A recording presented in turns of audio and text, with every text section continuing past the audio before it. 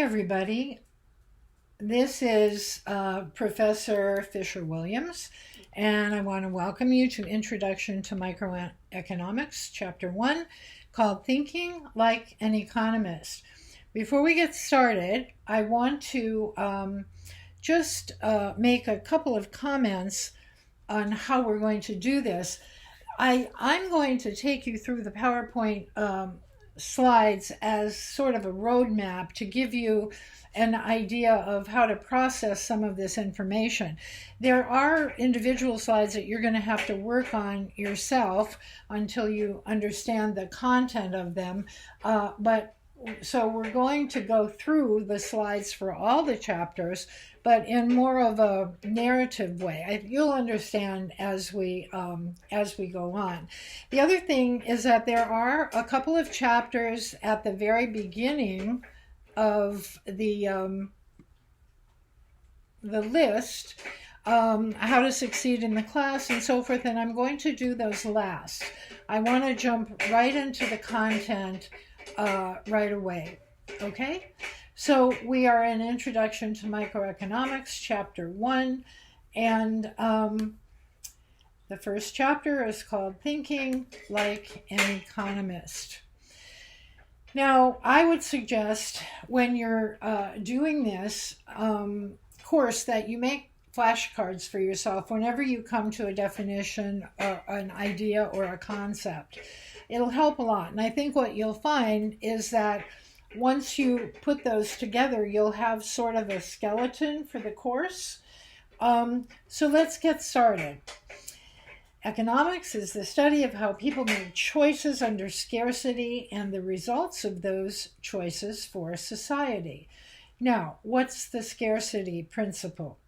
We have boundless wants, but resources are limited, and having more of one good thing usually means having less of another.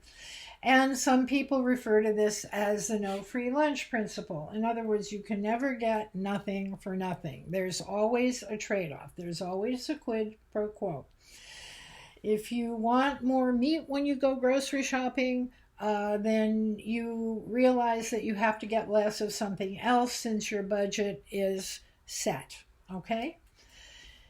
All right. Now, the next slide just gives us some examples of how scarcity affects us, and it is pretty effective, all the way from daily things that seem very insignificant to the planet.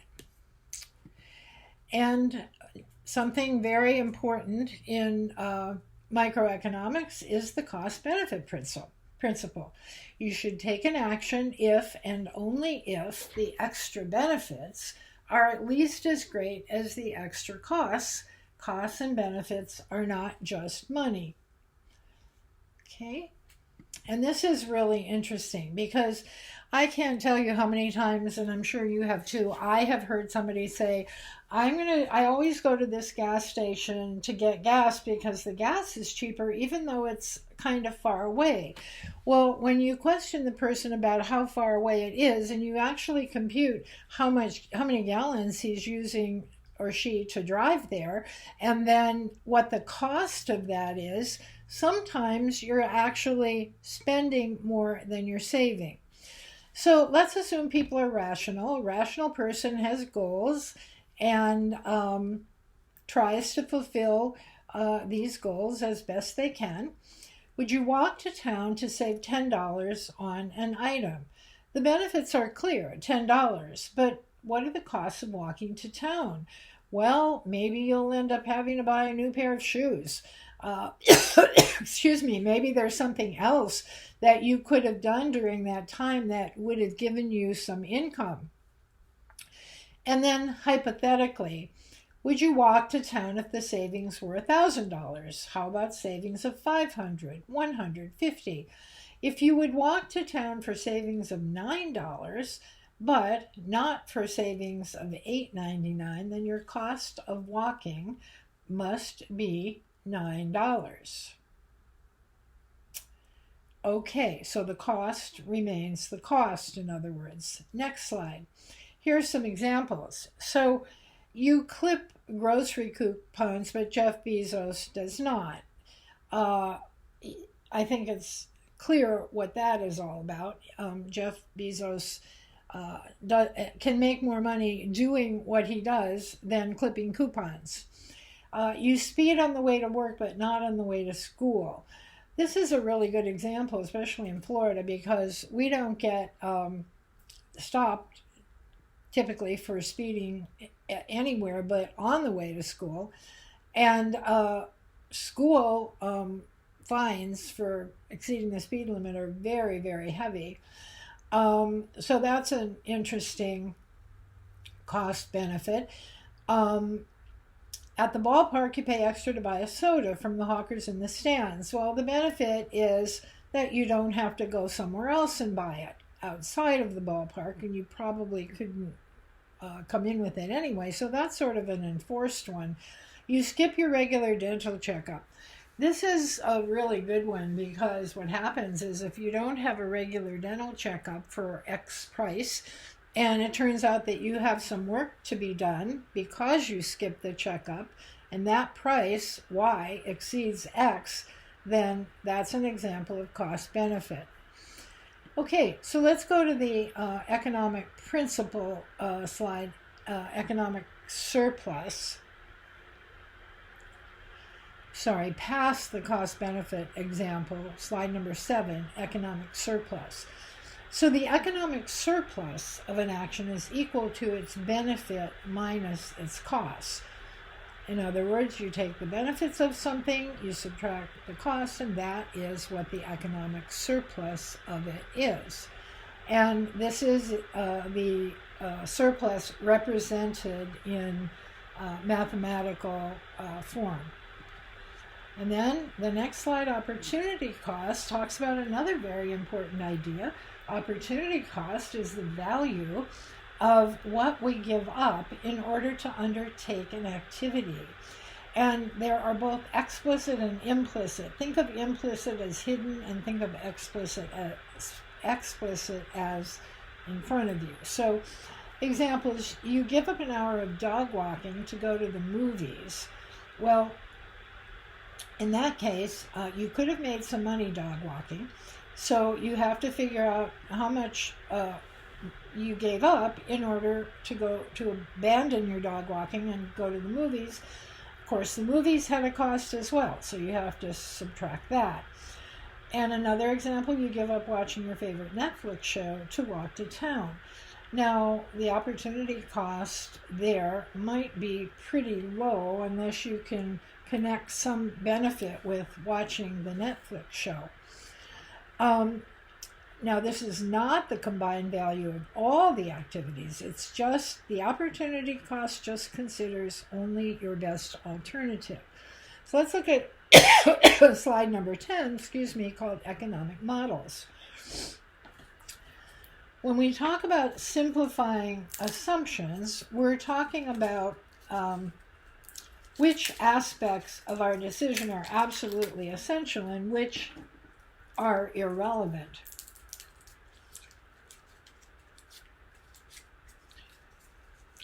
An abstract representation of key relationships goes like this. If costs of an action increase, the action is less likely. If it costs you more to do something, you're less likely to do it.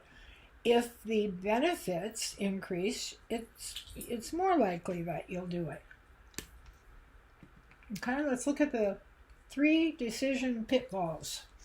And keeping in mind that economic analysis predicts likely behavior. Well, there are 3 general cases of mistakes: measuring costs and benefits as proportions instead of absolute amounts, ignoring implicit costs, and failure to think at the margin. And let's see what all this means. This slide, number 12, shows you how the first pitfall works: measuring costs and benefits as proportions instead of absolute amounts. Pitfall number 2 shows you what ignoring implicit costs would be like. Consider your alternatives. If you win a free concert ticket, it isn't really free because you could have done something else with your evening. Okay? So explicit, implicit opportunity cost is, does going to the concert make you give some other great activity? Next slide, pitfall 3, failure to think at the margin. This one is a little bit more subtle, I think. Sunk costs can never be recovered. Example, eating at an all-you-can-eat restaurant. So in other words, you pay a certain amount, but you don't necessarily eat an amount of food equivalent to what you've paid. I honestly have to say, I am not sure what they're getting at with attend a second year of law school, unless they're referring to the fact that once you finish the second year, you can then take the bar and become a lawyer. So the cost is marginal in the sense that you pay it to move on to a different opportunity. I'm actually not sure about that. I'm going to have to go in the text and look at that one myself. Okay, marginal analysis ideas. So this may help. Marginal cost is the total cost that results from carrying one additional unit. So the second year of law school would be considered one additional unit. Marginal benefit is the increase in total benefit that results from carrying one additional unit. And we can apply that to the second year of law school as well. All right, now let's look at the marginal analysis, the SpaceX rocket. I think the most important thing about this slide is to visually move all these numbers down a little bit so that each one corresponds to the right one. So it should read 133, 274, 312, 5, 428, and 532, 12. In other words, the number of launches, the total cost is 32 billion. The marginal cost is 12 billion. And then see if you can answer this. If the marginal benefit is 6 billion per launch, how many launches should SpaceX make? All right, now another concept, normative and positive economics. Normative says how people should behave. Positive says how people will behave predictively.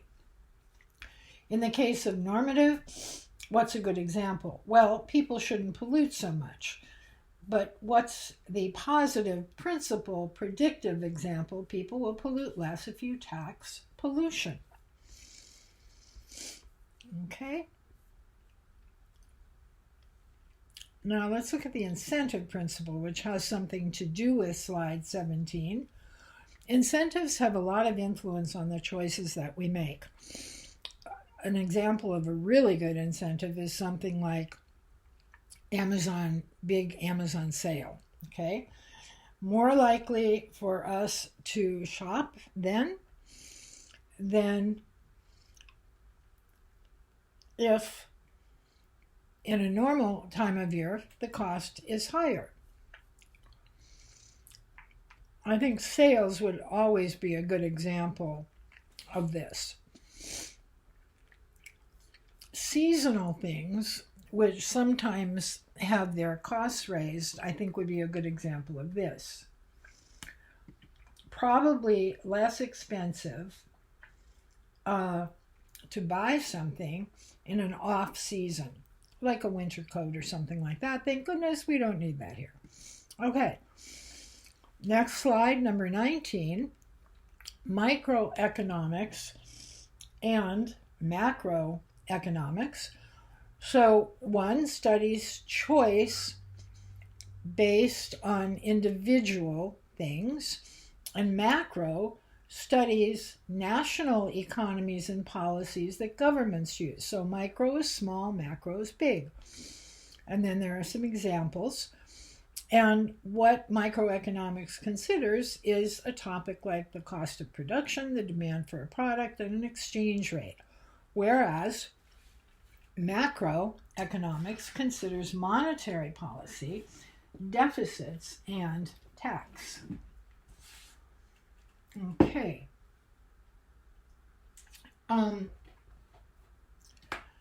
Let's go to, and we're talking about microeconomics, of course.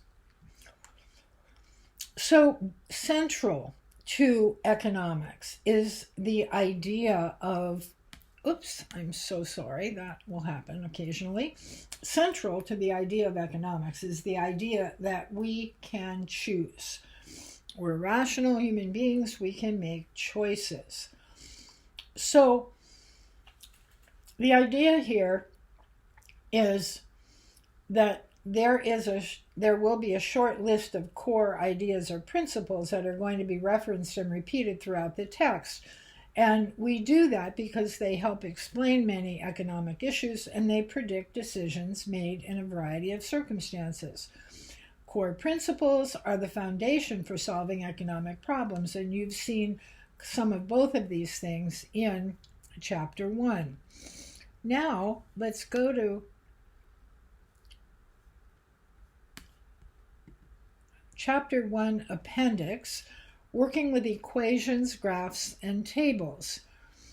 This is important because these definitions and these examples of how to do things are things that you're going to want to read through and understand. This takes into account many different situations, and it's actually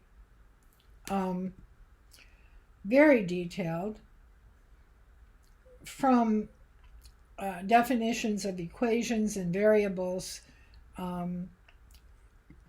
showing you how to change from a word problem to an equation, from an equation to a graph, from a graph to an equation. You get the idea. Changes in the intercept, changes in the slope, table to graph, table to equation, simultaneous equations, examples of those, and we come to the end of the chapter. Now, the one thing I want to mention to you is that please don't be intimidated by all of these things that look mathematical. They're basically very simple examples of math that you all are capable of doing. You just need to read through and think about them a little bit. And there's nothing here like solving, complicated problems or huge calculations or anything like that. This is mostly using simple numbers to understand simple concepts. Okay? Now, I am going to close this out, and we will move on to Chapter 2 in a couple of minutes. So if you need a break, good time to go and do that.